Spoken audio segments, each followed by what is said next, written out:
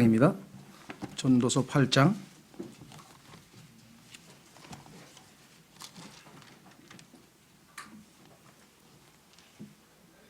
전도서 8장 1절부터 보겠습니다.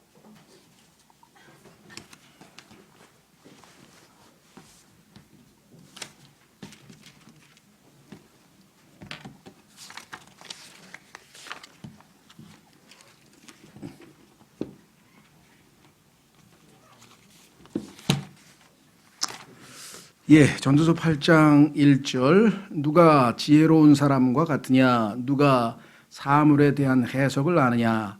사람의 지혜는 그의 얼굴을 빛나게 하나니 그의 얼굴의 뻔뻔함이 변하리라. 자, 누가 지혜로운 사람과 같으냐? 지혜로운 사람은 그 다음에 답이 나와 있네요. 누가 사물에 대한 해석을 아느냐? 우리 주변에 일어나고 있는 모든 일들, 현상들, 더 나아가서는 우주는 우리가 목격하고 있는, 우리가 보고 있는 이 우주 만물은 어떻게 생긴 것일까? 나는 어떻게 이 땅에 존재할까? 나는 도대체 왜 사는 건가? 나는 죽으면 어디로 가는 건가? 이 세상에 이렇게 많은 종교가 있는데 왜 꼭 예수님만이 구원자라고 하실까? 이 땅에 있는 사람들이 내가 보니까 착한 사람도 참 많이 있는데 왜 그 사람들은 예수님을 안 믿으면 지옥에 갈까? 하여간 뭐가 됐든지 간에 그 다음에 어젯밤에 꾼 꿈은 무슨 뜻일까? 서부터 시작해서 이 모든 일어나는 현상들을 제대로 의미를 부여하는, 정확하게 그것이 왜 그런지 의미를 부여하는 것, 이걸 인터프리테이션, 해석이라는데, 해석. 그 해석을 할 수 있는 사람이 누구냐? 성경에 보면은 1차적으로 이 땅에서 일어나는 모든 일에 대한 정확한 해석을 하실 수 있는 분은 하나님 한 분이시죠. 그렇죠? 그래서 우리가 성경을 통해서 부지런히 올바른 해석, 그리스도인이라 할지라도 성경에 능통하지 못하고 엉성하게 되면 완전히 잘못된 정반대 해석을 해서 사람들을 오도할 수 있고 빗나가게 할 수도 있다는 사실을 우리는 이미 잘 알고 있습니다. 그래서 똑같은 성경 구절인데 왜 정반대의 해석이 나올까요? 이런 극단적인 예도 있고요. 또 그 해석이 아닌 것 같은데요. 예수님께서 엠마오로 가는 제자들에게 하나님의 말씀을 풀어서, 열어서, 성경에서는 연다 그래요. 오픈. 성경의 말씀을 열어서 보여주시니까 그렇다가 깨달아지면서 너무너무 기뻐서 그 표현이 마음이 불타올랐다, 마음이 뜨거워졌다, 이렇게 지금 성경에 기록할 정도로 어떤 사실에 대한 진리를 우리가 깨닫는 순간에는 어마어마한 희열과 기쁨을 느끼게 되는 것이겠죠. 자, 그래서 성경에서 이 해석이라고 하는 문제는 보통 심각한 문제가 아니고 상당히 중요한데, 오늘날 성경, 자, 다른 어떤 것에 대한 해석은 나중에 돌 김용옥이가 나는 노자를 해석하는 해석자입니다 하고 방송에 나와서 해석도 하시고 그러는데, 하여간 우리는 지금 그러한 모든 것까지 다 일단 섭렵하기보다는 성경에 기준해서 올바른 해석을 해야 되겠다. 특히 성경에 나와 있는 성경을 해석하는 것이 1차적으로 우리에게 제일 중요하죠. 그래서 성경을 올바르게 해석해서 올바르게 깨닫게 되려면 어떻게 해야 되는가?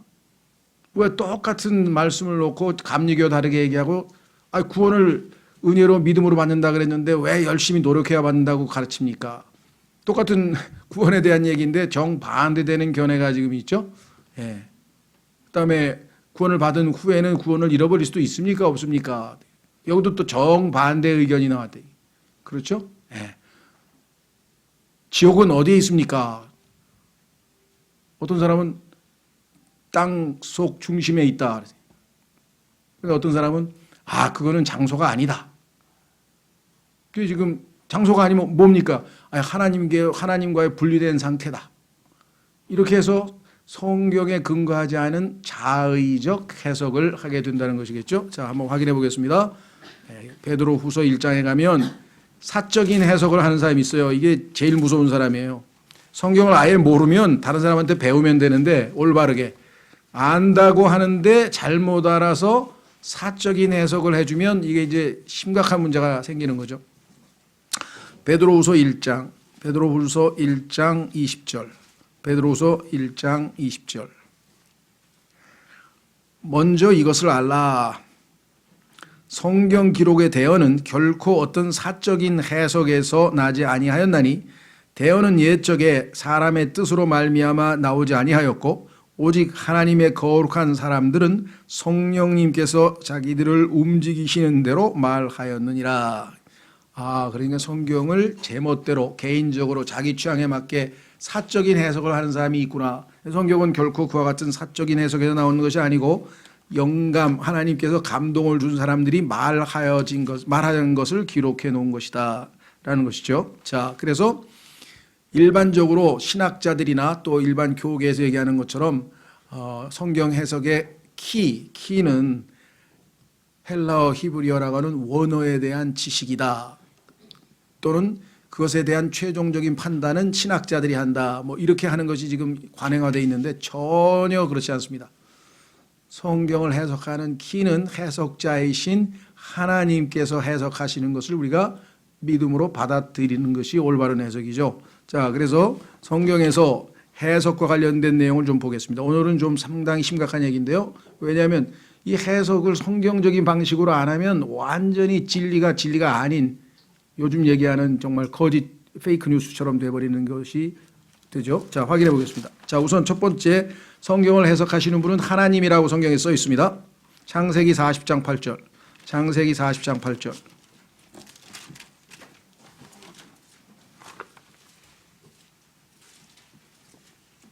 그 누군가가 여러분에게 멋지게 성경을 해석을 해줘도 그거를 그대로 신뢰하면 안 됩니다. 그래서 그것이 과연 그런가 하여 성경을 부지런히 찾아서 확인해 본 사람들이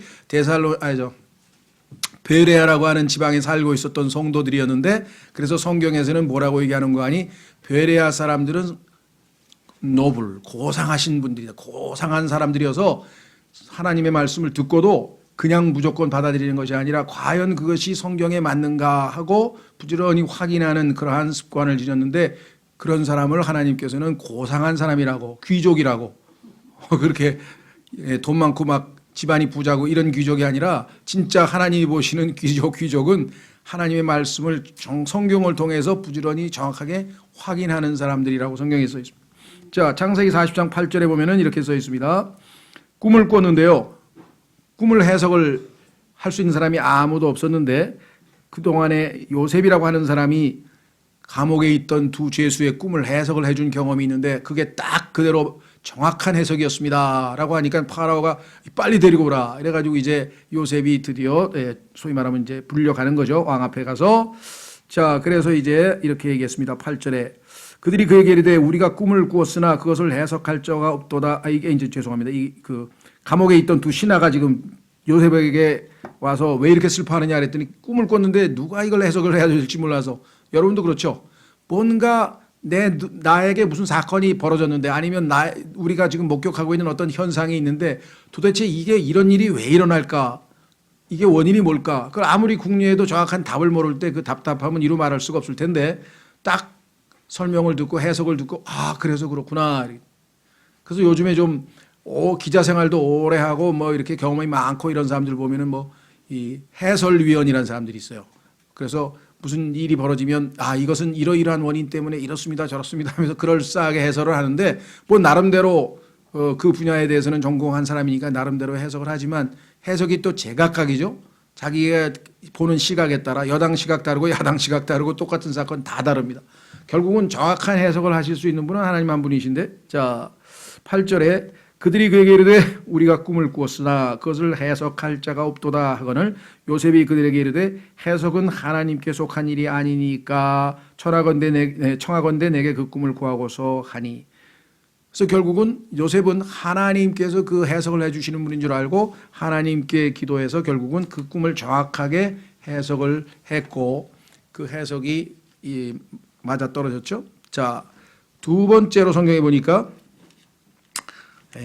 다니엘서 2장으로 가면 또 다른 꿈을 꾸신 분이 한 분 계시죠. 자, 다니엘서에 가니까 이번에는 바벨론 왕, 아까는 이집트 왕이었죠. 이집트 왕의 신하가 꿈을 꿨고 결국은 이집트 왕의 꿈까지도 나중에 해석을 하게 됐는데 하나님께서 요셉을 통해서 해석하셨죠. 자, 다니엘서 2장으로 가면 이번에는 25절, 다니엘서 2장 25절.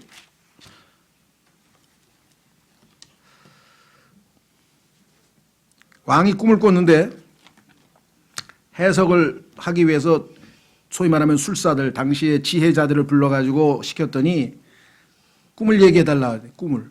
그러면 해석해주겠다. 그랬더니 내가 꿈을 얘기해주면 너희가 거짓말로 그럴싸하게 꾸며가지고 해석할 테니까 니네들 해석이 진짜인 줄을 내가 알려면 아예 무슨 꿈을 꿨는지까지 꿈도 다 얘기하라. 그게 난감한 거죠. 꿈을 해석할 때 왕보다는 지혜로우니까 뭐 그럴싸하게 엮어서 그럴싸하게 해몽을 해줄 수는 있는데 꿈을 안 얘기해주고 꿈까지 네가 맞히고 알아맞히고 진짜 하려면 넌 그 정도는 맞춰야 된다고 얘기를 하니까 얼마나 당혹스럽겠어요. 그런 사람은 없다 하면서 지금 얘기하니까 다니엘이 지금 거기에 응하게 되어서 드디어 이제 다니엘서 2장 25절 이 아리옥이 급히 다니엘을 왕 앞으로 데려가고 왕에게 이같이 이르되 내가 유다의 포로들 중에서 한 사람을 찾았사오니 그가 왕께 그 해석을 알려드리리다 하니 왕이 벨드사살이라는 이름을 가진 다니엘에게 응답하이르되 내가 본 꿈과 그것의 해석을 내가 능히 내게 알려줄 수 있느냐 하니 다니엘이 왕 앞에 대답하이르되 왕이 다그쳐 물으신 그 은밀한 일은 지혜자들이나 별을 살피는 자들이나 마술사들이나 점쟁이들이 능히 왕께 보여드릴 수 없는 것이니이다.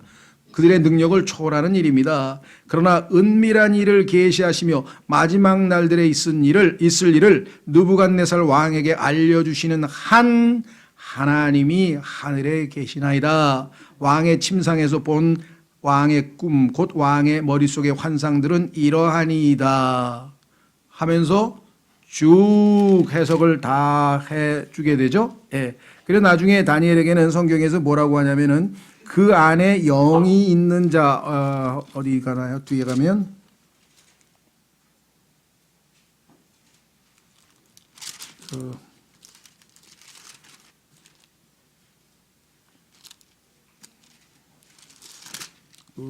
어디냐? 8절, 4장 8절. 4장 8 보면은요.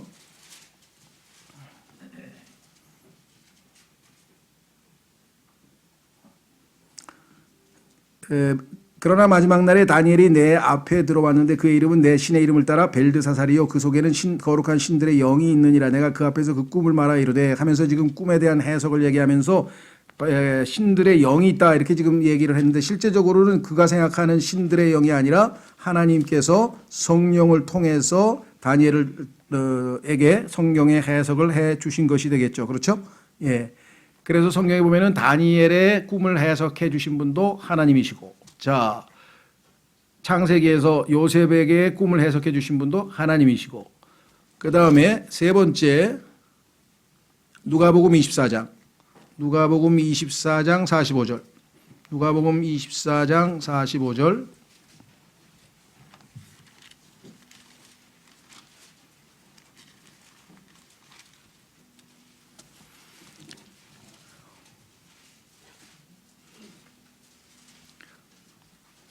누가복음 24장 45절.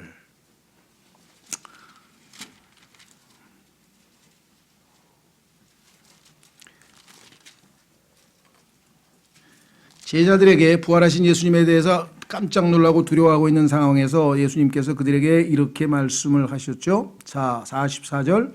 누가복음 24장 44절에 또 그분께서 그들에게 이르시되 내가 여전히 너희와 함께 있었을 때 너희에게 말한 말들 곧 모세의 율법과 대언자들의 글과 시편에 나에 관하여 기록된 모든 것이 반드시 성취되어야 하리라 한 말들이 이것이라. 내가 죽고 장사됐다가 부활한 이 모든 것들이 바로 그것이다. 45절 그때의 그들의 지각을 여사 understanding, 우리가 깨달을 수 있는 것은 주님께서 지각을 열어주실 때 그들이 성경 기록들을 깨닫게 하시며, 그래서 결국은 제자들이 예수 그리스도의 해석을 듣고 깨닫게 되었다라고 성경에 분명하게 나와 있죠. 자, 고린도전서 2장으로 가면 이제 구체적으로, 고린도전서 2장으로 가면 구체적으로 하나님께서 어떻게 요셉과 다니엘과 그 다음에 예수님께서 제자들을 통해서 하나님께서 하시는 해석을 들려주실 수가 있었는가? 자, 고린도전서 2장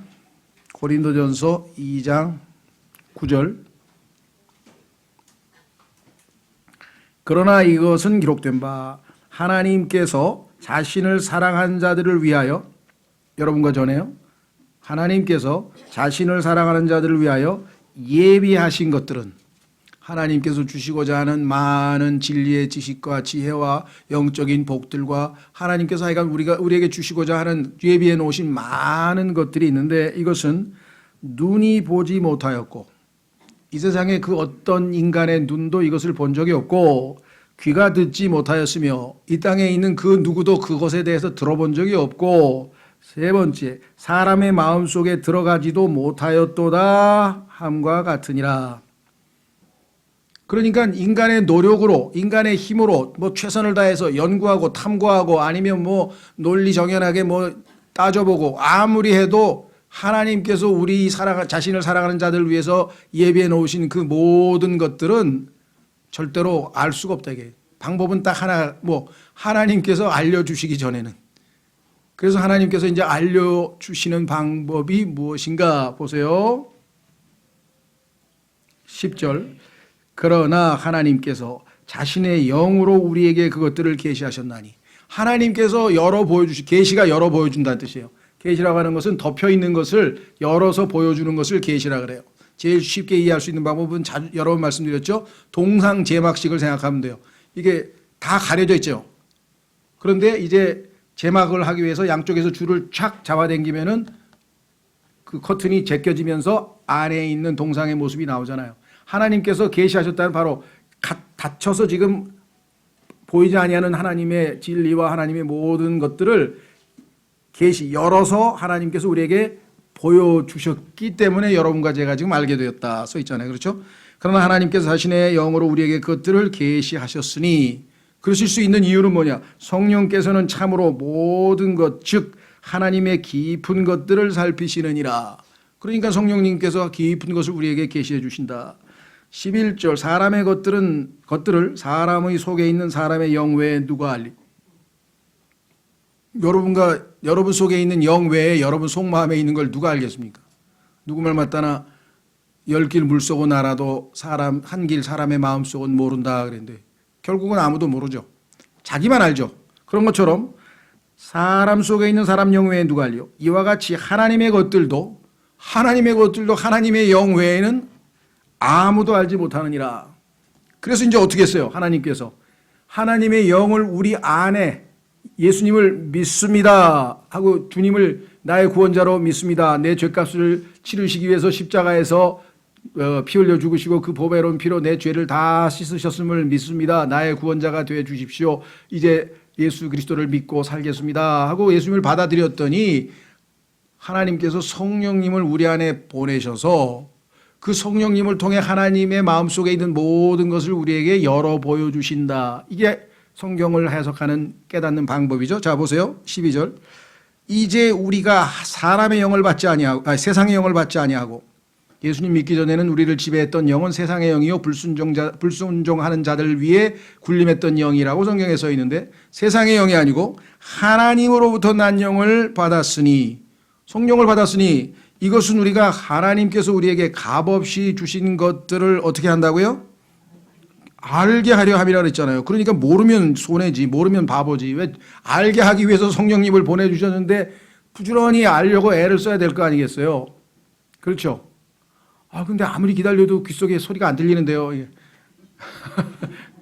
하나님께서 갑자기 뭐 자장가 들려주시지 하나둘씩 소리를 들려주시는 그게 아니고, 그 다음에 써 있어요. 하나님께서 우리에게 알려주시는 방법이 또 구체적으로 설명되어 있잖아요. 보세요. 13절. 또한 우리가 그것들을 말하되, 그것들은 뭐예요? 값없이 주신 것들. 하나님께서 값없이 주신 것들을 하나님께서 세우신, 일으키신 사역자를 통해서, 목사 겸 교사를 통해서 말하게 해서, 바울도 지금 입을 열어서 말을 했다. 그래서 바울이 가르쳐서 사람들이 배웠잖아요. 자, 그래서 우리가 그것들을 말하되 사람의 지혜가 가르치는 말로 하지 아니하고 사람의 지혜는 본 적도 없고 들은 적도 없고 사람 속에 들어간 적도 없는데 어떻게 하나님의 말씀을 사람의 지혜로 설명을 하겠어요? 그런데도 불구하고 오늘날 하나님의 말씀을 사람의 지혜로 설명하려고 하면서 뭐 문학 비평과 같은 여러 방법을 통해서 뭐 구조주의 방법을 쓰고 뭐 어떤 방법을 쓰고 뭐 현상학적 방법을 쓰고 하면서 마치 이것을 세상 문학 비평하듯이 성경을 본문 해석을 해가지고 분석해 놓은 책들이 지금 막 엄청 많습니다. 성경은 성경의 저자이신 하나님께서만 의미를 부여하고 해석을 해주고 설명을 하는 것이 옳은데 오늘날 현대 문학 비평은 뭐냐? 작가가 글을 써서 작품이 나오면 작가와 작품은 별개다 이거 이제 작가는 자기가 만든 작품에 대해서 이래라 저래라 나는 그런 의도로 쓴 게 아니야 이런 의도로 쓴 거거든 그렇게 할 수 없다는 거예요. 왜? 이미 독자의 손에 넘어왔기 때문에 독자가 자기 마음대로 해석해서 의미를 부여하면 그것이 곧 문학 비평이다. 오늘날 현대 문학 비평은 얼마나 우리가 볼 때는 말이 안 돼요. 아이 소리가 원래 그런 뜻으로 쓴 게 아니라는데 그거 상관없다 이게 너는 우린 상관 안 한다 이게 우리는 우리가 해석할 권리가 있다. 이게 지금 세상 문학 비평의 지금 주류 트렌드인데 이거를 성경에다 적용하는 사람들이 있어요. 학문하듯이. 아니에요. 성경은 저자의 의도를 들어야 돼. 저자가 이거를 무슨 의도로 썼는지 왜 썼는지를 그걸 알아야 우리는 정확한 성경의 해석을 할 수가 있어서 써 있잖아요. 여기 지금. 뭐예요? 사람의 지혜가 가르치는 말로 우리는 안 해. 학문적인 뭐 구조주의 무슨 주의 하면서 온갖 방법론을 동원해서 막 뭐 어문학적으로 문학적으로 뭘 비평하고 이건 안 합니다. 우리는 그런 식의 본문 비평은 안 하고 하나님께서 의도하신 바가 뭐냐 그걸 어떻게 알아? 성령님이 가르쳐 주신다 그랬으니까 알지. 써 있잖아요. 성령님께서 가르치시는 말로 하나니. 그랬더니 또 시비가 붙었어요. 좋다 이거야. 그런데 지금 당신이 여기에 서서 지금 성경을 가르치고 있는데 그게 성령님께서 하시는 말인지 마귀가 당신을 사용해서 하는 말인지 그걸 어떻게 하냐는 거야. 그리고 강대상에서 설교하는 사람마다 성경 가르치는 사람마다 자기는 다 성령에 의해서 통제받고 성령님께서 자신을 통해서 말씀하신다고 얘기하지 뭐 마귀가 나를 사용한다고 하는 사람 봐냐 이거야. 근데 어떻게 똑같은 성령님께서 말을 했는데 다 다르냐. 이게 또 딜레마예요. 그렇죠? 그래서 사람들이 교회를 신뢰 못하는 거예요. 왜? 뭐 똑같은 말을 했는데 이쪽에 가니까 야 구원은 선물이야 그럼 받으면 되니까 야 구원이 그게 장난이냐 얼마나 소중한 건데 그냥 그게 그대로 받아지는 게 아니야. 아 이랬다가 이 도대체 어디 누구 말에 장단을 맞춰야 될지 모르겠다는 거죠. 그러니까 교회 몇 군데 가보면 야 이거 완전 사기네. 지 멋대로 교단마다 다 엉터 이거 답이 없네. 이렇게 돼버린 거예요 지금. 상대주의.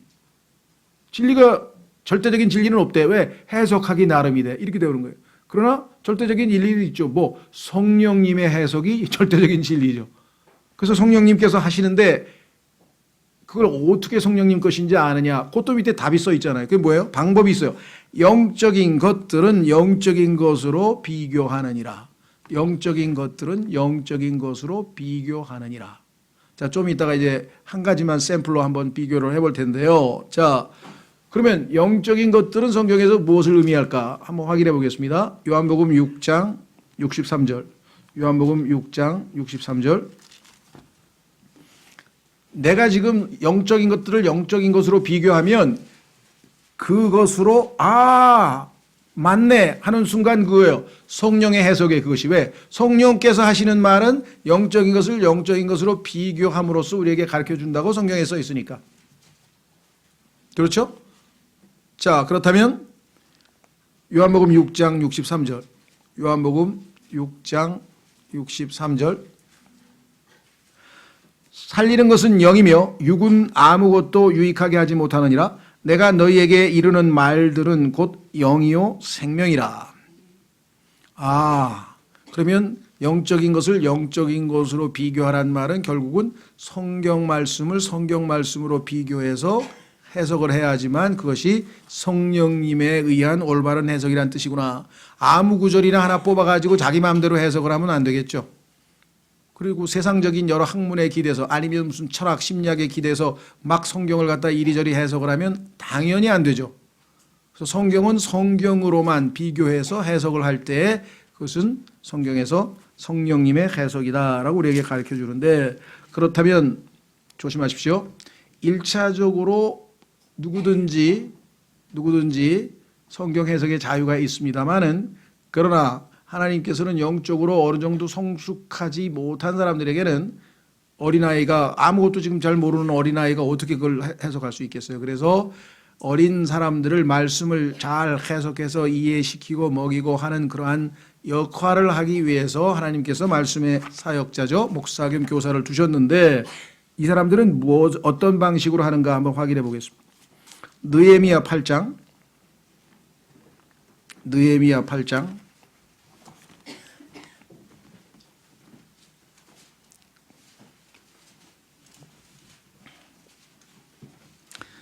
우리가 매주 하는 예배의 모습이 여기 써 있습니다. 우리가 매주 드리는 예배의 모습이 여기 정확하게 나와 있습니다.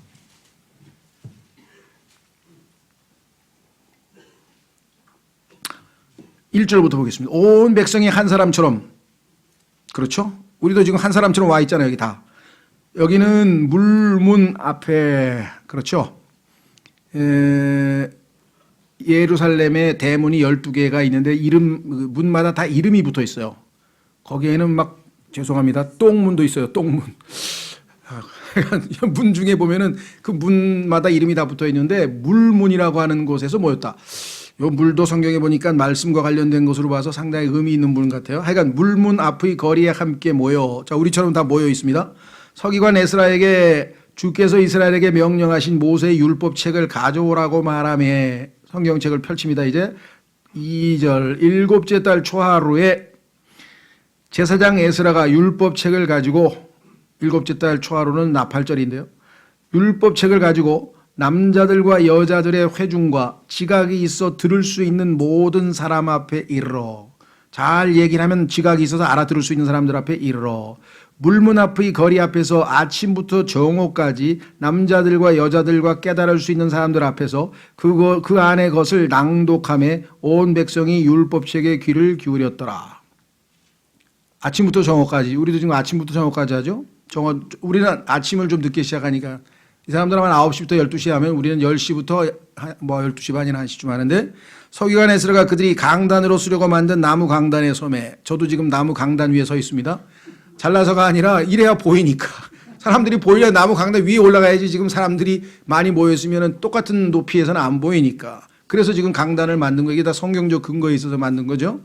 섬에 그의 곁으로 그의 오른편에는 맏다디아, 그 다음에 스마와 아나냐와 우리야와 힐기야와 마아세야가 섰고, 그 왼편에는 부다야와 미사엘과 밀기야와 하숨과 하스바다니와 스가랴와 무술람이 섰더라. 에스라가 온 백성 위에 있었으므로, 강대상 위에 올라가 있으니까, 온 백성의 눈앞에서 책을 펴니 그가 책을 펼 때에 온 백성이 일어서니라.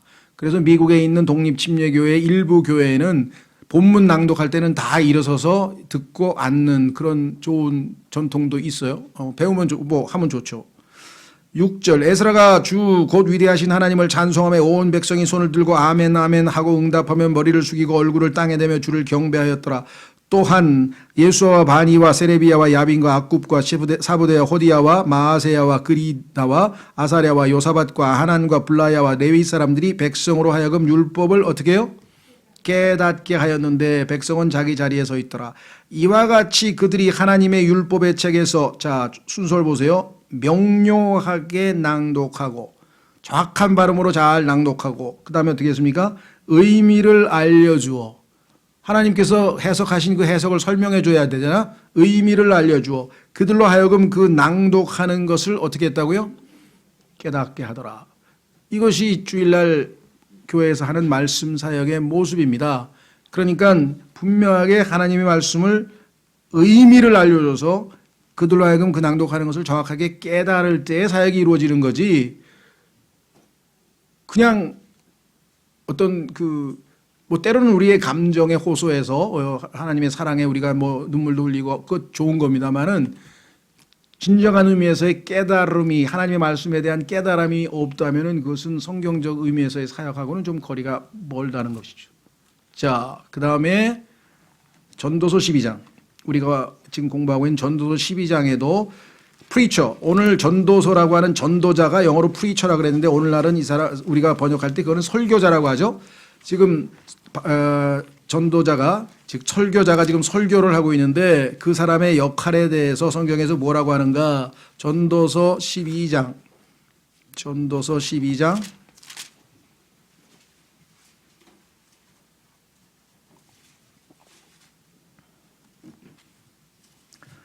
8절. 전도서 12장 8절. 선포자가 말하노니 헛되고 헛되며 모든 것이 헛되도다. 또한 선포자는 지혜로움으로 여전히 백성에게 지식을 가르쳤고 참으로 그는 크게 주의를 기울이고 탐구하여 많은 잠언을 정리하였노라. 자, 그러니까 하나님의 말씀을 설교하는 사람은 첫 번째 해야 되는 것은 뭐냐? 지혜를 가르치는데 그 방법이 뭐냐? 첫 번째, 크게 주의를 기울이고 성경에 나와 있는 여러 가지 사실들, 하나님께서 기록해 놓은 여러 가지 사실들에 주목을 하고 계속해서 어떻게 해요? 탐구하여 이것이 이 구절과 맞아떨어지는 이 구절이 이 구절을 설명하는구나 하고 주제별로 계속해서 오늘 창세기 2장서부터 창세기 28장, 창세기 49장 돌 계속해서 돌을 찾아서 반석으로 가서 돌로 예루살렘에 가서 보석으로 쭉 해서 이게 뭐예요? 탐구한 거잖아요. 지금 찾았잖아요. 찾아내가지고 많은 잠언을 정리하였느니라. 그래서 오늘 문장으로 만들어서 여러분들에게 성경 구절을 엮어서 전달을 했습니다. 10절. 선포자는 애를 써서 노력이 있어야 되는 거죠. 애를 써서 어떻게 했습니까? 받아들일 만한 말씀들을 찾았는데 여기에서 이제 우리가 실패하는 경우가 있어요. 설명을 잘 했는데 받아들일 만한 너무나 현학적이고 너무나 어렵고 너무나 막 이 어려운 용어를 막 구사해가지고 도대체 뭔 소리를 하는지 잘 모르겠다. 이렇게 되면 일단 선포자로서는 그렇게 성공적인 건 아니죠. 듣는 사람이 받아들일 수 있다고 했잖아요. 받아들일 만한 말씀들을 찾았는데 여기 기록된 것은 올바른 것이요 곧 진리의 말씀들이로다. 이렇게 써있죠. 자, 그래서 성경에서 이 말씀 해석에 관해서 하나님께서 말씀하신 것은 성경을 성경으로 비교를 한다. 그렇죠? 비교하다 보면 성경에 보면은 서로 비슷한 것들이 있고 서로 다른 것들이 있어요. 그래서 비슷한 것들끼리는 우리가 보통 성경에서 뭐뭐처럼 뭐뭐 같이라고 해서 유사라 그래요. 그렇죠? 예수님께서 비유를 하셨잖아요. 하늘의 왕국은 뭐 가로섬 아래 누룩을 집어넣는 한 여자 같으니라 하면서 같으니라 하고 설명하는 거죠. 그래서 이와 같은 유사 비슷한 점이 있고요. 두 번째는 다른 점이 있어요. 서로 다른 것. 그래서 다른 것들을 잘 분별해서 나누어야 돼요. 잘 나눠야 돼요. 자, 한번 확인해 보겠습니다. 디모데후서 2장 15절. 디모데후서 2장 15절. 하나님께서 하나님의 일꾼에게 요구하시는 것 뭐냐? 자, 네가 하나님의 말씀의 사역자냐? 디모데야, 정신 차려서 하라. 뭘 해야 되냐? 진리의 말씀을 연구해야 된다 그랬어요. 지금 아까 탐구하는 거나 연구하는 거나 같은 내용이죠. 탐구해야 된다. 연구해야 된다. 그냥 한두 구절 보고 됐네 하고 막 이렇게 할 수는 없다. 이게 부지런히 연구하고 탐구를 하는데, 자, 디모데후서 2장 15절. 너는 진리의 말씀을 바르게 나누어 내 자신을 하나님께 인정받은 자로 부끄러울 것이 없는 일꾼으로 나타내도록 연구하라. 하나님의 말씀의 일꾼으로, 즉 사역자로 하나님이 뽑은 사람은 해석을 하기 전에, 하나님의 말씀을 해석하기 전에 해야 될 일은 뭐냐? 첫째, 무엇을 해야 될까? 진리의 말씀을 연구하라. 진리의 말씀을 연구하라. 두 번째, 왜 그렇게 해야 되는가? 하나님 앞에서 부끄러움을 당하는 일꾼이 되면 안 되니까 하나님 앞에서 부끄럽지 않은 일꾼으로 인정받으려면 부지런히 연구를 해야 된다. 진리의 말씀을 연구하라. 무엇을 하면 사역자가 될 수 있습니까? 진리의 말씀을 연구하십시오. 왜 그렇게 해야 됩니까? 부끄러움 당하지 않은 일꾼으로 하나님 앞에 인정받기 위해서. 그 다음에 어떻게 연구해야 될까요? 그게 여기 나와 있죠. 올바르게 나누어서. 이게 방법론이라 그러죠. 올바르게 나누어서. 구약, 신약 당연히 다른 겁니다. 그렇죠? 유대인, 이방인, 교회 다른 겁니다. 그렇죠? 교회 시대, 환란 시대, 왕국 시대 다른 겁니다. 이 다른 것을 잘 구분해서 어느 말씀이 어디에 해당되는지를 정확하게 분류하지 아니하면 엉뚱한 해석이 돌아온다. 왜 그리스도인이 끝까지 견디는 자는 구원을 받으리라. 가만있어. 여기 있는 사람 다 아까 구원 받았다 그러지 않았어요? 저도 여태까지 구원 받은 줄 알았는데 왜 성경에는 끝까지 견뎌야만 구원 받는다고 써 있죠? 이렇게 되면 성경을 잘 공부해서 이미 하나님의 말씀에 순종해서 rightly dividing 잘 나눠서 공부하신 분들은 여기서 얘기하는 거는 우리가 예수 그리스도를 믿고 혼의 구원을 받은 그것과는 다른 구원입니다. 그게 무슨 소리예요? 여기 잘 읽어보십시오.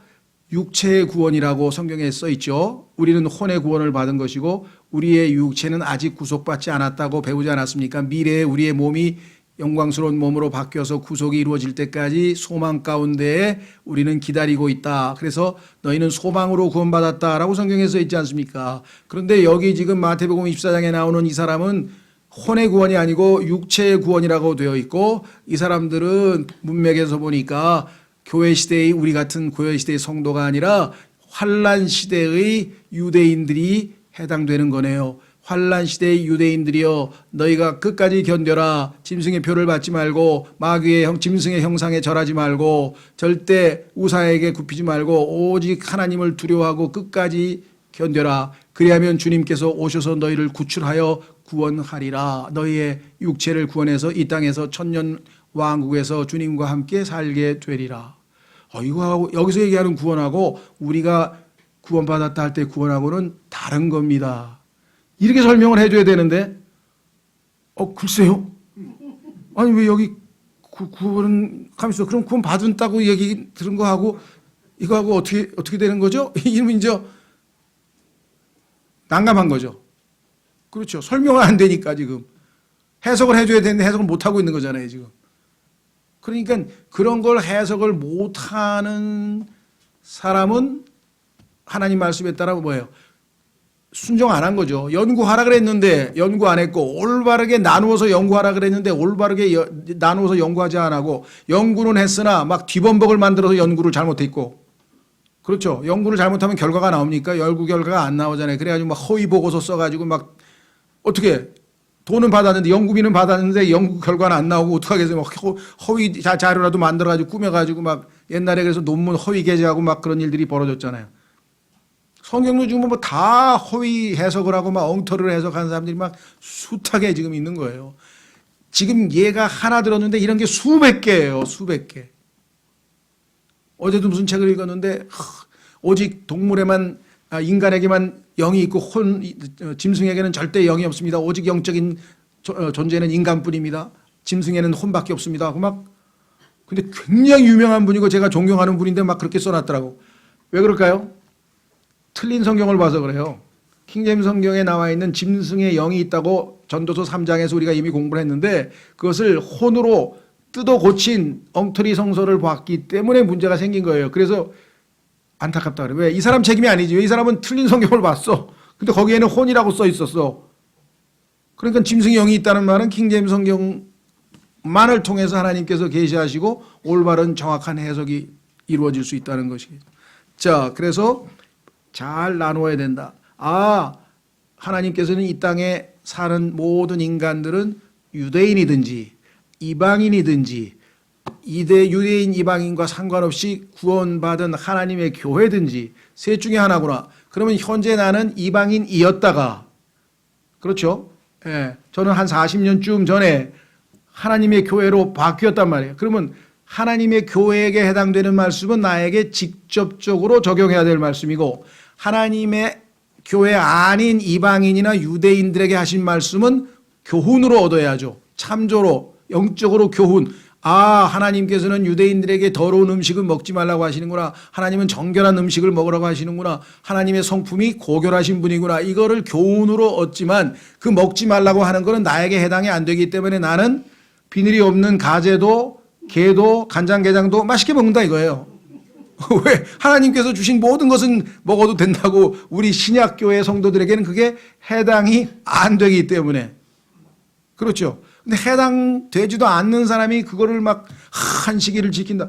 하나님께서 안식일은 유대인 보고 너하고 나하고 표적 사인이다. 그런데 왜 하나님과 둘 사이의 사인을 훔쳐다가 자기에게 막 적용해가지고 안식일을 지키겠다고 안식교를 만들고 합니까? 이게 지금 다 뒤범벅이 됐어요. 왜? rightly dividing 하라는데 지금 바르게 안 나누면서 혼돈을 자초한 것은 하나님이 아니고 하나님은 방법론을 분명히 가르쳐 주셨어요. 성경을 해석하려면 지금 읽은 대로 어떻게 해석을 해야만 올바른 해석이 될 것이라고 다 얘기를 해 주었고, 그런데 그 방법에 따라 하지 않았기 때문에 문제는 터진 거죠. 자, 그러면 이렇게 잘 비슷한 것, 다른 것을 충분히 이제 다 방법을 이해했으면 실행에 옮겨야 되는데 그 실행은 한두 번 해갖고 되진 않아요. 여러분들, 저는 뭐 자주는 안 보는데 이게 운동을 좋아하니까 어쩌다가 이렇게 방송에 야구 중계 같은 거 이렇게 들여다보면 내가 보기에는 저기 직구 같은데 설명하는데 슬라이더라 그래. 그런가? 조금 이따 딱 보면 저걸 커브 아닌가? 근데 또 그게 직구라 그래. 그럼 도대체 내 눈이 잘못된 거겠죠. 왜? 이게 전문가가 지금 현장에서 보면서 공의 종류를 지금 설명하고 있잖아요. 그렇죠? 그러니까 내가 지금 잘못된 거지. 그러니까 정말 그 사람들은 반복 훈련해서 딱 보면 아, 이건 직구네. 이걸 다 알아요. 어떻게? 반복 훈련을 통해서. 그렇죠. 어떤 사람은 뭐 기타 딱 잡으면 그냥 도도도도도 막 왜? 반복 훈련을 통해서 그냥 기타가 손에 익은 거예요. 그렇죠. 사람마다 다 자기가 잘하는 게 있잖아요. 어떤 사람은 뭐 그림 딱 잡으면 두두두두 하면 그냥 금방 그리잖아요. 또 어떤 사람은 막 두두두두 막 어우 뭐 저렇게 잘 썰어 그냥 막 된장찌개 뚝딱 한 10분 만에 끓여내고 너무 많이 해봐서 알잖아요. 숙달 반복 훈련 없이 인간이 배울 수 있는 것은 단 하나도 없어요. 그래서 성경도 숙달 반복하라고 성경에서 가르쳐놓고, 자, 그 방법 마지막 이게 적용이 돼야 정확하게 하나님 말씀이 나에게 skillful, 성경에 보니까 의의 말씀에 능숙하지 못한 자들이 어린애라 그랬대요. 능숙한다는 얘기는 반복 훈련이 없이 어떻게 능숙해집니까? 인간이. 그래서 어떤 분들은 교회 30년 다녔는데 그게 그거고 근데 그 30년 동안 반복을 했기 때문에 그나마 여기 앉아 있는 거야. 아니면은 그냥 뭔 소리 하는 거야 이거. 그리고 나가죠. 자, 이사야서 28장으로. 이사야서 28장. 그래서 하나님께서는 정확하게 이 땅에서 무언가 네가 새로 배우려면 세 가지를 해야 된다. 첫째, 비슷한 것끼리 묶어라. 그러면 이게 이런 거구나. 이와 같구나. 그 비유. 그렇죠? 네. 자, 두 번째는 다른 것끼리 잘 나누어서 구분하라. 그래서 잘 구분하죠. 그러면 그 다음부터는 그게 숙달될 때까지 반복하라. 자, 마태복음 28장 9절. 이사야서. 숙달이 안 돼서 그러지. 자, 이사야서 28장 9절. 그분께서 누구에게 지식을 가르치시려는가? 하나님께서 지식을 가르쳐주고 싶어. 하나님이 알고 있는 그 엄청난 지식, 하나님만 알고 있는 노하우. 예수님께서도 말씀하셨죠. 나는 마음이 온유하고 겸손하니 내게 와서 배우라. 온유하고 겸손하신 분에게 온유하고 겸손한 마음을 가진 자들은 다 와서 배우라. 목이 뻣뻣하고 교만한 사람은 배울 리가 없죠. 내가 왜 배우냐 이게요. 교만한 사람은 못 배우죠. 예수님은 내가 마음이 온유하고 겸손하니 내게 와서 배우라. 자, 가르쳐 주시겠다 그랬어요. 그래서 디도서에도 보면은 5가지 과목을 가르쳐 주시겠다고 예수님이 우리에게 가르쳐 주시는 5가지 필수 과목이 있죠. 자, 이사야서 28장 9절에 그분께서 누구에게 교리를 깨닫게 하시려는가? 그러니까 하나님이 기식을 가르친다는 것은 교리를 깨닫게 해주시는구나. 진리를 깨닫게 해주시는 것이구나. 그래서 진리를 깨닫는 순간에 우리가 이거구나 하고 너무 기쁨이 있다. 자, 누구에게? 젖을 떼고 젖가슴에서 물러난 자들에게로다. 그러니까 성경에서 가장 쉬운 은혜의 말씀, 사실 말하면 젖에 해당하는, 우유에 해당하는 쉬운 말씀들만 항상 붙들고 오늘도 구원, 내일도 구원, 10년 후에도 구원, 20년 후에도 구원, 맨날 그 똑같은 그거만 달달달달 하면은 우유만 지금 계속 마시고 있는. 그러니까 지금 젖가슴에서 떨어져야 되는데, 그 성경에 보니까 히브리서에서 구원 얘기 그만하고 지옥 얘기 그만하고 기초교리 5가지 6가지 그만 얘기하고 앞으로 전진 좀 하시지? 이게 히브리서의 그 경고예요. 아니 지금 몇 년째야? 지금 몇 살이야? 적어도 2살 되기 전에는 만 2살 되기 전에는 다 젖을 떼야 될 거 아니에요. 그럼 젖을 안 떼고 있으니까 그 다음에 제대로 된 영양가 있는 음식을 못 먹으니까 영양실조에 걸리고 그래도 목숨은 붙어 있죠. 왜? 우유는 먹으니까. 우유는 먹으니까. 자, 여기 나와 있죠. 젖을 떼고 젖가슴에서 물러난 자들에게. 그래서 예전에는 현명한 어머님들은 안 되면 거기다 쓴 약을 발라가지고 이제 젖도 못 먹게만. 그래서 이제 훈련을 시키죠. 자, 그래서 보세요. 10절. 반드시 훈계 위에 훈계가 있어야 하고, 훈계 위에 훈계가 있어야 하고, 줄 위에 줄이 있어야 하며, 줄 위에 줄이 있어야 돼. 반복. 그래서 완전히 내 거로 만들 때까지. 한석봉 어머니처럼 눈 감고 떡을 잘잘은 아닌가요? 멋지게 쭉쭉. 한석봉이는 뭐예요? 숙달이 안 됐으니까 불을 끄니까 막 삐뚤. 어머니는 그냥 그 떡을 잘 썰었는데. 자, 그래서 숙달의 문제죠. 보세요. 여기에서 조금, 저기에서 조금 있어야 하려니. 아, 이 말씀이 저기 박혀 있구나. 여기 박혀 있구나. 그래서 성경에서 보면 금을 캐듯 은을 캐듯 그렇게 하나님의 말씀을 잘 찾아내 가지고 비교하니까 야, 이게 이 뜻이구나. 그렇죠? 그분께서 더듬는 입술과 여기 밑으로 나오네요. 다른 언어로 이 백성에게 말씀하시라. 이 백성에게 그분께서 이르시되 이것이 안식이니. 이렇게 반복해서 하나님의 말씀을 자기 것으로 소유하면 안식, 편안해요. 너는 이것으로 피곤한 자를 안식하게 하라. 이것이 상쾌함이라 하셨으나 그들이 들으려 하지 아니하였느니라. 그러나 주의 말씀이 그들에게 훈계 위에 훈계가 되며 훈계 위에 훈계가 되고 줄 위에 줄이 되며 줄 위에 줄이 되고 여기에도 조금 저기에도 조금 있었으니 이것은 그들이 가다가 뒤로 넘어져 부러지며 울무에 걸려 붙잡히게 하려 함이라. 아까 말씀드렸죠. 똑같은 예수님인데 그 돌이 우리에게 머릿돌이 되고 모퉁이돌이 되고 우리를 살려주는 그러한 돌이 된 반면에 이것을 거부하고 받아들이지 않으면 걸림돌이 돼서 거기에 걸려 넘어진다 그랬는데 이 이스라엘 백성들은 이렇게 하나님께서 여기서 조금 저기서 조금 반복해서 계속해서 말씀을 가르치려고 다 준비해 놨는데 어머니 젖을 물고 놓지를 않는 거야. 젖가슴에서 떨어지질 않는 거야. 계속 어린아이로 머물러 있어서 하나님께서 너는 이제 걸려 넘어지게 된다.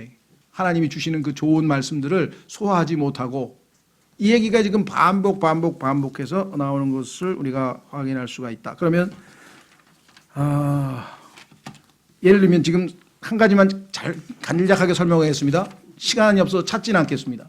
자, 한 구절 읽고 그것을 해석하는 실예를 한번 샘플로 한번 하고 마치겠습니다. 자, 요한복음 3장. 그 유명한 구절인데요.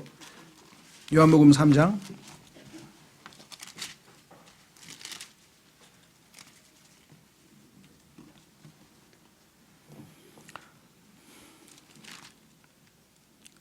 요한복음 3장 3절. 요한복음 3장 3절. 예수님께서 그에게 응답하여 이르시되 대상은 유대인의 최고 석학인 니고데모 진실로 내가 네게 이르노니 사람이 다시 태어나지 아니하면 하나님의 왕국을 볼 수 없느니라. 이게 도대체 무슨 말이냐? 이걸 해석을 해줘야 돼. 해석이 안 되는 거예요 지금. 도저히 뭔 소리인지 몰아들어서. 그래서 니고데모가 그분께 이르되 자기 나름대로의 말이 안 되는 해석을 합니다. 사람이 늙으면 어떻게 태어날 수 있나이까? 그가 자기 어머니 태에 2번째 들어갔다가 태어날 수 있나이까? 지금 그런 뜻으로 말씀하시는 겁니까? 엄마 뱃속에 또 들어가라고요 나보고? 나이가 몇 살인데? 예수님께서 대답하시되 진실로 내가 네게 이르노니 사람이 물에서 나고. 너는 지금 물에서 나는 것밖에 모르는데 물에서 나고 한번 그 다음에 뭐야? 성령에게서 나지 아니하면 이게 2번째죠. 다시 태어나지 않아. 성령에게서 나지 못했기 때문에 너는 지금 물에서는 태어났는데 성령에서는 태어나지 못해서 하나님의 왕국에 들어갈 수 없느니라. 육에서 난 것은 육이요. 네가 물에서 난 거는 네 육체고 성령에서 난 것은 영이니 내가 내게 이르기를 너희가 반드시 다시 태어나야 하리라 한 것에 놀라지 말라. 너는 지금 한 가지밖에 모르니까 그런 거 아니냐. 어마어마한 중요한 거죠. 왜? 우리 구원에 거듭남에 관한 엄청난 중요한 교리, 핵심 교리, 기초 교리인데 이거를 전부 다 어떻게 했냐. 물에서 나고 성령에게서 나지 아니하면이 무슨 뜻일까요? 그래서 이 물에 대해서 해석이 뭐 분분한데 요약하면 가톨릭 또 일부 장로교를 포함해서 이건 침례도 아니고 세례라 그래요. 세례. 왜? 물 뿌렸으니까. 그래서 세례를 받아야 거듭날 수 있다. 그래가지고 세례라고 해석을 합니다. 그랬더니 야 그건 말도 안 돼. 행위구원이야. 아니야. 그럼 뭐야? 이건 말씀이야. 말씀. 어떻게 할 수 있어요? 자, 성경에 보니까 베드로전서 1장에 너희가 거듭난 것은 하나님의 말씀으로 말미암았다 돼 있죠? 자, 그러면 거듭나는 것의 수단이 말씀인데 에베소서 5장에 가니까 하나님께서 말씀의 물로 교회를 씻는다. 그러니까 말씀이 곧 물이구나. 그러니까 물이 말씀이구나. 그러면 요한복음 3장에 나와 있는 해석은 물에서 나고 성령에서 이건 말씀과 성령으로 거듭나는 거구나. 90%가 다 지금 킹제임스 성경 진영 안에서도 90%가 일단 그렇게 받아들여요. 왜? 나름 성경 구절로 비교했잖아요. 베드로전서 말씀으로 거듭났다. 말씀의 물로 씻어. 말씀이 곧 물이구나. 그러면 여기서 물에서 나는 것은 말씀이구나. 그럼 말씀과 성령. 우리가 거듭난 것은 말씀과 성령으로 거듭났다. 그게 틀린 건 아니에요. 말씀과 성령. 왜? 성령이 곧 뭐예요? 말씀이라는 것은 성령의 검이니까 말씀과 성령으로 우리가 거듭났다는 말 자체는 틀린 게 아닌데 여기서 얘기하는 물이 과연 말씀일까? 그건 아니라는 거예요. 왜? 자, 1차적으로 하나님의 말씀을 올바로 나누고 비교하는 건 좋은데 그 다음에 중요한 것은 뭐냐면 아무데나 막 비교하는 게 아니라 앞뒤 문맥을 봐야 돼요. 앞뒤 문맥을 빼고 마음대로 해석하면 이건 더 위험한 짓이 벌어진다. 자, 보세요. 뭐라고 얘기했나? 니고데모는 엄마 뱃속에 들어가야 됩니까? 그런데 예수님께서 들어가는 일이 아니라 그랬어요. 그래서 뭐라고 5절에 말씀했습니까? 물과 성령으로 거듭난다고 하지 않았어요? 두 번을 얘기한 거예요. 물에서 한 번 나고 그거는 네가 엄마 뱃속에서 태어나서 지금 아담의 후손으로 지금 살아가고 있는 지금 현재 너, 지금 육체를 지니고 있는 너 물에서 났잖아. 물에서. 내가 언제 물에서 났어요? 엄마 뱃속에서 나왔는데 엄마 뱃속에서 물에 떠 있다가 났잖아. 그런데 그 물이 성경에 보니까 창세기 1장 20절에서 모든 physical life, 모든 육체의 생명은 창세기 1장 20절에서 하나님께서 물에게 명령하셨죠. 살아있는 생명체를 내라. 살아있는 생명체의 출처는 기원이 물이에요. 창세기 1장 20절에. 그리고 잠언에 가니까 아내를 샘물이라고 했고 자녀들을 샘물들이라고 복수로 얘기했고 그 다음에 이사야서에 가니까 너희는 유다의 물들에서 나왔구나. 그래서 이스라엘 백성들의 후손들을 얘기할 때 물들에서 나왔다고 얘기를 했고 그렇죠? 그 다음에 요한일서로 가니까 자 이거는 한번 찾아보겠습니다. 요한일서. 물이 육체적인 출생이라는 것을 성경적으로 정확하게 성경을 성경으로 비교해서 우리가 확인을 해봅니다. 요한일서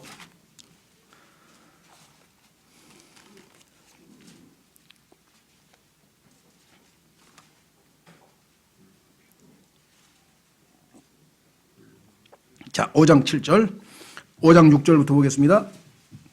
요한일서 5장 6절 예수님에 대해서 설명합니다. 예수님 이분은 물과 피로 오신 분이시니 그럼 예수님께서 말씀과 피로 오셨다는 얘기니까 여기서 지금 자 예수님은 물과 피로 오신 분이니 곧 예수 그리스도시라. 물로만 오지 아니하고 예수님께서는 인간의 몸을 입고 왜 육적 출생을 물이라 그랬으니까 물에서 태어나신 즉 육체로 이 땅에 오신 분이 예수님 맞는데 물로만 오신 게 아니라 피로도 오셨다 이게 물과 피로 오셨느니라. 증언하시는 이는 성령이시니 이는 성령께서는 진리시기 때문이라. 그러면 예수님은 육체를 입은 인간이실 뿐만 아니라 피는 사도행전 20장 8절에 하나님께서 자신의 피로 교회를 구속하셨다. 피는 예수님은 아담으로부터 물받은 피가 아니에요.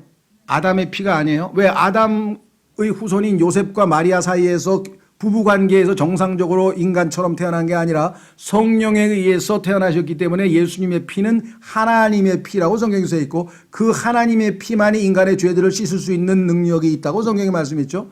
그러니까 예수님은 피를 가지고 오셨다는 얘기는 신성을 얘기하는 거죠. 그러면 예수님은 인간인 동시에 하나님이시다. 이 얘기를 예수님의 인성과 신성을 설명할 때 인성을 설명할 때 물을 여기서 지금 언급하고 있다라고 하는 것이죠. 7절 하늘에 증거하시는 이는 세 분이, 이거는 모든 성경에서 다 삭제시켜버렸습니다. 7절은 모든 킹제임 성경을 제외한 모든 성경에서 다 삭제시켰는데 삼위일체를 명확하게 가르치고 있죠. 자, 하늘에 증거하시는 분은 증거하는 세 분이 계시니 곧 아버지와 말씀과, 말씀은 아들 하나님이시라는 것을 요한복음 1장 1절에서 말씀이 곧 아들이라는 것을 알게 됐죠. 우리는 그러면 아버지와 말씀과 성령님 세 분이 지금 하늘에 계시죠. 자, 그런데 이 세 분은 하나이시니라. 삼위일체. 8절 땅에 증언하는 셋이 있으니 땅, 예수님께서 이 지상에 내려오셨습니다. 그때 영과 물과 피라, 아버지는 하늘에 계시고 성령께서 역사하고 계셨고 예수님께서 지상에서 걸어다셨는데 예수님은 물, 인간인 동시에 피, 하나님이시고 영과 물과 피라, 이 셋은 하나로 일치하느니라. 그래서 결국은 물이라고 하는 것은 육적 출생을 의미하는데, 그렇다면 이것이 결정적으로 100% 정확하다 어떻게 할 수 있느냐. 다시 마지막 성경 구절 요한복음 3장으로 가니까 예수님께서 스스로 해석을 하셨어요. 제자들이 알아들으라고. 자, 뭐라고 해석하셨나 보세요. 예수님께서 5절 예수님께서 대답하시되 진실로 진실로 내가 내게 이르노니 너 지금 어머니 뱃속에서 들어갔다 그랬는데, 내가 얘기한 거는 어머니 뱃속으로 또 들어가서 두 번째 다시 육으로 출생하는 것 말고, 물에서 태어난 거는 한 번이면 좋게, 어떻게 또 어머니 뱃속으로 들어가? 못 들어가. 한 번이면 좋게. 그래서 물에서 나고, 너 물에서 났지 지금? 그 다음에는 물에서 나는 게 아니야. 그 다음에는 어머니 뱃속으로 들어가서 다시 물속에서 나는 게 아니라 뭐야, 이번에는 성령에게서 나지 아니하면 하나님의 왕국에 들어갈 수 없느니라. 그러니까 너 지금 이 상태로서는 하나님의 왕국에 못 들어간다. 예수 그리스도를 구원자로 믿고 받아들여서 네 영이, 죽은 영이 다시 살아나서 태어나면, 영으로 네 죽은 영이 태어나면, 너는 몸은 태어났어. 근데 영은 아직 죽어 있어. 그래서 그 영이 태어나면 구원받는다는 얘기죠. 그래서 6절 육에서 난 것은 육이요, 물에서 난 것이 육에서 난 것으로 해석을 하시잖아요. 예수님께서. 예수님이 여기서 그냥 바로 해석을 했어요. 물에서 났다는 것은 육에서 난 거야. 너희 어머니 아버지하고 그 두 분의 육체 사이에서 네가 태어났어. 그래서 네 육체는 물에서 났어. 육적 출생이야. 그런데 성령에 의해서 다시 한번 태어나야 돼. 영적 출생을 해야 돼. 두 번째 출생을 해야 돼. 옛 출생 말고 새로운 출생을 해야 돼. 그래서 우리가 거듭났다는 말을 거듭남, 새 출생, 새로운 출생, 영적 출생, 두 번째 출생, 그 다음에 위로부터의 출생, 이렇게 다양한 용어로 부르는 것은 그 교리를 설명하고 해석하기 위함이죠. 그래서 여기서 성령에게서 난 것은 영이니 내가 내게 이르기를 너희가 반드시 다시 태어나야 하리라 한 것에 놀라지 말라. 지금 놀라고 있잖아요. 왜? 육적 출생 하나밖에 모르니까, 엄마 뱃속에서 들어가는 거 하나밖에 모르니까 지금 놀라고 있잖아요. 예수님은 영적 출생이 필요하고, 자, 받아들이는 자, 곧 그분의 이름을 믿는 자들에게는 하나님의 아들들이 되는 권능을 주셨으니, 네가 예수님을 받아들이면, 네가 성령께서 내 안에 들어가서 너의 죽어있는 영을 성령께서 살리는 것은 내 영이야. 네 몸은 어머니로부터 태어났어. 육에서 난 것은 육이고 성령에서 난 것은 내 영이야. 너는 영이 지금 살아나야 될 필요가 있어. 그래서 내가 다시 태어나야 된다 그랬어요. 왜? 엄마 뱃속에서 육적으로 한 번 태어났으니까 이번에는 영적으로 태어나니까 두 번째니까 다시 태어난다고 말한 거 아니냐. 그런데 못 알아들으니까 놀라지 말라. 배우라 이게 지금. 그렇죠? 따라서 성경을 성경으로 해석을 하니까, 아, 이건 성령께서 우리에게 해석하시는 건 맞네 하고 우리가 받아들이는 거죠. 그러니까 아까 말씀이라고 해석하시는 분들도 나름 성경 구절 두 구절을 들어서 그렇게 설명을 했지만 한 가지 문맥에서 벗어나 있잖아요. 여기서 지금 말씀이 나와야 될 얘기가 아니잖아요. 지금 육적 출생과 영적 출생을 계속 예수님께서 비교하면서 넌 한 개밖에 모르니까 두 번째를 알아야 된다고 설명하고 있잖아요. 그렇죠? 예, 그래서 성경의 해석이 결정적으로 신앙 성장에 중요하다는 것을 여러분들이 이해를 하셔야 돼요. 그래서 하나님께서 정확하게 성경을 해석해 주니까 마음이 뭐예요? 뜨거워지고 마음이 타오르면서 너무너무 기뻐하는 모습이 나와 있었죠. 그렇죠? 예. 다음 시간에는 이제 2절서부터 1절은 그렇게 중요한 내용을 담고 있습니다. 성경의 핵심 주제인 해석에 관한 내용을 우리가 좀 두루두루 살펴보았습니다. 다 같이 일어나셔서 찬송가